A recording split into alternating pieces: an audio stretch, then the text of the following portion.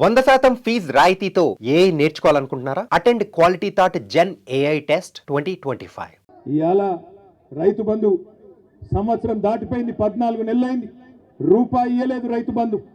మొట్టమొదటిసారి ఆనాడు కేసీఆర్ ప్రభుత్వమే ఎలక్షన్ల ముందు ఇద్దామని పెడితే ఆ రోజు రేవంత్ రెడ్డి ఉత్తరం రాసి ఆపిండు.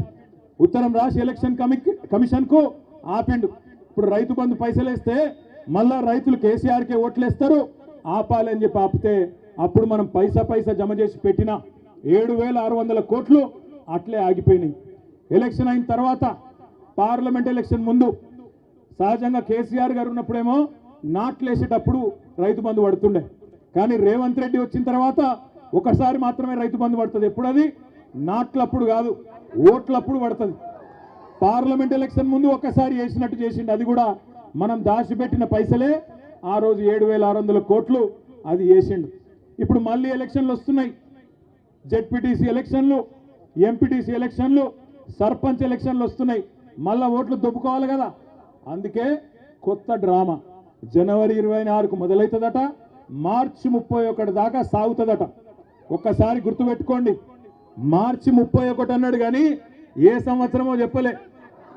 మళ్ళా డబ్బల ఓట్లు పడ్డాక నేను చెప్పినా అంటాడు, ఎందుకంటే మీకు యాదికుండాలి. పెద్ద పెద్ద మాటలు చెప్పిండు ఎలక్షన్ల ముందు. ఏమన్నాడు అన్నాడు? ఏమన్నాడు యాదికుందా? ఎవరైతే కేసీఆర్ గారితోని రుణమాఫీ పొందినరో వాళ్ళందరూ ఎంబడ ఊరుకుండ్రి, ఎంబడ వండ్రి, ఎంబడ బ్యాంకుకు వండి 2 లక్షలు తెచ్చుకోండి, నేను వస్తూనే ఉన్నా. రాగానే డిసెంబర్ 9 నాడు సోనియా గాంధీ జన్మదినం సాక్షిగా ఒకటే సంతకం పెడతా, ఏకకాలంలో రుణమాఫీ చేస్తా అన్నాడు. మరి ఇలా 1 కాదు 2 కాదు 14-15 నెలలైంది. జరిగిందా రుణమాఫీ? జరిగిందా జరగలేదా? గట్టిగా చెప్పండి కొద్దిగా, జరిగిందా జరగలేదా? ఏ ఊళ్ళో కూడా చారాన కూడా రుణమాఫీ కాలే. అందుకే నేను అడిగిన అసెంబ్లీలో, రేవంత్ రెడ్డి బయట మొరుగుడు కాదు, దమ్ముంటే ఇక్కడ మాట్లాడు. ఏ ఊరుకు పోదామో పోదాంపా, నీ సొంత ఊరు కొండారెడ్డిపల్లె పోదామా, నీ సొంత నియోజకవర్గం కొడంగల్ పోదామా? ఏ ఒక్క ఊరిలో 100% మంది రైతులు కూర్చొని మాకు రుణమాఫీ అయిందని రాసిస్తే అక్కడనే రాజకీయ సన్యాసం తీసుకుంటా అని చెప్పిన అసెంబ్లీలో. కానీ నోరు తెరవడు, మాట మాట్లాడాడు, అటు చూస్తాడు ఇటు చూస్తాడు తప్ప నోరు తెరవడు. రుణమాఫీ అన్నాడు, అది చేయలే.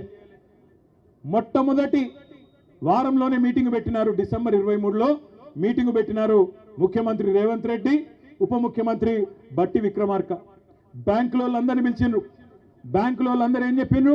సార్ 49,500 కోట్లు కావాలి రుణమాఫీ చేయాలంటే అని. చేసేద్దామన్నాడు, డైలాగ్ కొట్టిండు. సరిగ్గా వారం రోజుల తర్వాత జనవరిలో రేవంత్ రెడ్డి గారే స్వయంగా చెప్పినాడు. ఏమన్నాడు? ఏముందయ్యా, 1 సంవత్సరం కడుపు కట్టుకుంటే 40,000 కోట్లు ఇచ్చేయచ్చు, ఏముంది అన్నాడు. 49,000 నుంచి 9,000 కోట్లు వారం రోజులనే ఎగిరిపోయినాయి. ఆ తర్వాత సరిగ్గా నెల తర్వాత మళ్ళొక మీటింగ్, 40,000 కోట్లు కాదు 31,000 కోట్లు అని మళ్ళొక 9,000 కోట్లు మళ్ళా మింగేసిండు.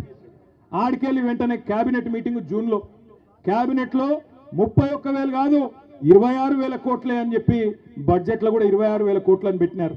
కానీ ఈ రోజు వరకు మొత్తం ఇచ్చిన ఎన్ని పైసలు అంటే 11-12,000 కోట్లు కూడా దాటలేదు. ఇది వాస్తవం. అందుకే నేను అంటున్నా, 49,500 కోట్లలో చారాన కూడా ఇవాళకి కూడా 25% కూడా రుణమాఫీ కాలే. అందుకే గ్రామ సభలకు పోతే రైతులు ఎక్కడికక్కడ ఇరగదీస్తున్నారు, అడుగుతున్నారు. ఏమాయ కొడుక రుణమాఫీ అంటే సమాధానం లేదు, ఏమాయ 6 గ్యారంటీలు అంటే సమాధానం లేదు. ఆ రోజు మాట్లాడిండు పెద్ద పెద్ద మాటలు ప్రతిపక్షంలో. కేసీఆర్ 2 పంటలకే ఇస్తున్నాడు రైతు బంధు, నేను 3 పంటలకు ఇస్తా అన్నాడు. 3 పంటలకు ఇస్తా అన్నాడు మగోడు. మరి ఇవాళ ఏమైంది? 3 కాదు 1 పంటకి ఇచ్చనికే కింద మీద అవుతా ఉన్నాడు. కేసీఆర్ బిచ్చమేసినట్టు 10,000 ఇస్తున్నాడు, నేను 15,000 ఇస్తా అన్నాడు. పడ్డాయా 15,000 ఎవరికన్నా? ఇవాళ మాట మార్చి సిగ్గు లేకుండా 15,000 కాదు, చారిత్రాత్మక నిర్ణయం తీసుకున్నాం 12,000 ఇస్తున్నా అని సిగ్గు లేకుండా చెప్తా ఉన్నాడు. మోసం చేయడం కూడా చారిత్రాత్మకమట, రేషన్ కార్డు ఇవ్వడం కూడా చరిత్రాత్మకమట. సంవత్సర కాలం నుంచి ఈ రాష్ట్రంలో రైతులను గరీబులను సావగొడుతున్నారు. ఏంద్రా అంటే రేషన్ కార్డు కావాలంటే దరఖాస్తు, రైతు భరోసా అంటే దరఖాస్తు, కులగణన అంటే దరఖాస్తు, రాష్ట్రంలో ఎవరన్నొకరు సంతోషంగా ఉన్నారా అంటే ఒకళ్ళు ఉన్నారు. ఎవరంటే జిరాక్స్ సెంటర్లో తప్ప ఎవడు సంతోషంగా లేడు. ప్రజలకు పెట్టిన దరఖాస్తే పెట్టి పెట్టి పెట్టి పెట్టి ఆస్టకు వచ్చింది. ఏంద్రా నాయన వీడు సప్పుడంట కేసీఆర్ ఉన్నప్పుడు టంగు టంగు మన పైసలు పడుతుండే, ఈ ప్రభుత్వం వచ్చినాక దరఖాస్తులు పెట్టుడు దండాలు పెట్టుడు తప్ప ఏమీ లేదు అనే కాడికి వచ్చింది. ఒక రైతు బంధు మాత్రమే కాదు, ఎన్ని మోసాలు జరుగుతున్నాయో. రుణమాఫీ కానీ రైతు బంధు కానీ బోనస్ అన్నాడు, 500 రూపాయలు ఇస్తా అన్నాడు క్వింటాల్కి. ఒక దొడ్డు వడ్లకే కాదు సన్న వడ్లకే కాదు అన్ని పంటలకు ఇస్తా అన్నాడు. మొత్తం మేనిఫెస్టోలనే పెట్టిండు. పడ్డాయా బోనస్ ఎక్కడన్నా? ఇప్పుడేమో మాట మార్చి సన్న వడ్లు వండిస్తేనే నేను బోనస్ ఇస్తాను సన్నాయి నొక్కుతున్నాడు. ఇక వ్యవసాయ మంత్రి అయితే సన్న వడ్లకు బోనస్ ఇచ్చింది చాలా బాగుంది, రైతు బంధు వద్దంటున్నారు రైతన్నలు, అందుకే బోనసే ఆలోచిస్తున్నామని చెప్పి ఆయన చెప్తా ఉన్నాడు. అంటే వీళ్ళ ఉద్దేశం ఏంటి అంటే, ఇది గుర్తుపెట్టుకోండి జాగ్రత్తగా నల్గొండ బిడ్డలు, ఇవాళ స్థానిక సంస్థల ఎలక్షన్లు ఉన్నాయి కాబట్టి, సర్పంచ్ ఎలక్షన్లు ఉన్నాయి కాబట్టి మళ్ళా రైతు భరోసా డ్రామా. ఇది బంద్ అయింది అంటే రైతు బంధు కూడా బంద్ అవుతుంది.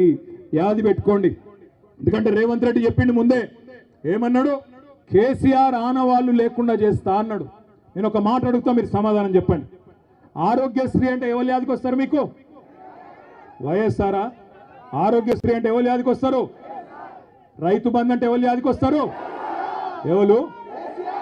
అందుకే రైతు బంధు బంద్ చేద్దామని చూస్తున్నాడు. ఎందుకంటే రైతు బంధు ఎన్ని పైసలు వేసినా రైతులు కేసీఆర్నే తలుసుకుంటారు, నన్ను అయితే దేకరు. కాబట్టి దీన్ని ఎట్లన్నా ఖతం చేయాలని చెప్పి గుంపు మేస్త్రి గారు పన్నాగం పన్నిండు. అందుకే నేను చెప్తున్నా మీకు, జాగ్రత్తగా ఉండండి, జాగ్రత్తగా వినండి.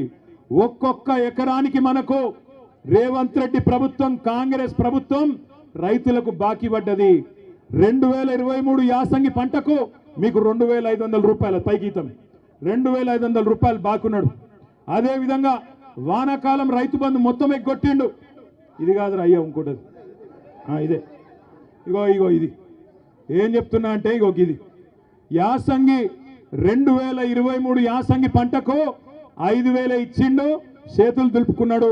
అప్పుడు ఎకరాకు 2500 బాకీ ఉన్నాడు. తర్వాత వానకాలం ఒక్కొక్క ఎకరానికి 7500 రూపాయలు బాకీ పడ్డాడు. మళ్ళా ఇప్పుడు యాసంగి వచ్చింది, మళ్ళా ఇప్పుడు తప్పించుకునే ప్రయత్నంలో ఉన్నాడు. తప్పించుకోనియద్దు, 15000 కాదు 12000 ఇస్తాను తప్పించుకునే చక్కర్లో ఉన్నాడు. అందుకే మీ అందరికి నేను చెప్తున్నా, ఒక్కొక్క ఎకరానికి ఎంత బాకీ ఉన్నాడు రేవంత్ రెడ్డి? కనబడుతుందా లేదా ఇది? ఒక్కొక్క ఎకరానికి ఎంత బాకీ ఉన్నాడు? 17,500 రూపాయలు బాకీ ఉన్నాడు. కాంగ్రెస్ వాళ్ళు ఓట్లు అడిగేందుకు వస్తారు, మళ్ళా అమ్మ అయ్యా అక్క అల్లుడు తమ్ముడు అనుకుంటూ వస్తారు. అడుగుండ్రి, ఏమరా కొడక బాగా చెప్తివి, అసెంబ్లీ ఎలక్షన్ల ముంగట ఎక్కడున్నారు కాంగ్రెస్ వాళ్ళు? మళ్ళా కొట్లాడేది గదే కేసీఆర్ దళం కదా, గదే కేసీఆర్ బిడ్డలు కొట్లాడుతున్నారు, గదే గులాబీ జెండా కొట్లాడుతున్నది రైతుల గురించి. మీరెక్కడ పోయినరు అని కాంగ్రెస్ వాళ్ళని అడగండి. ఎక్కడ పోయినాయి మా వానాకాలం రైతు బంధు? ఎక్కడ పోయింది 15,000 రూపాయలు? నిలదీయండి. ఏమైంది రుణమాఫీ అని అడగండి, ఏమైంది బోనస్ అని అడగండి. అడగకపోతే అమ్మ కూడా అన్నం పెట్టది, యాది పెట్టుకోండి. అడగకపోతే అమ్మ కూడా బువ్వ పెట్టది. అందుకే అడగాలి.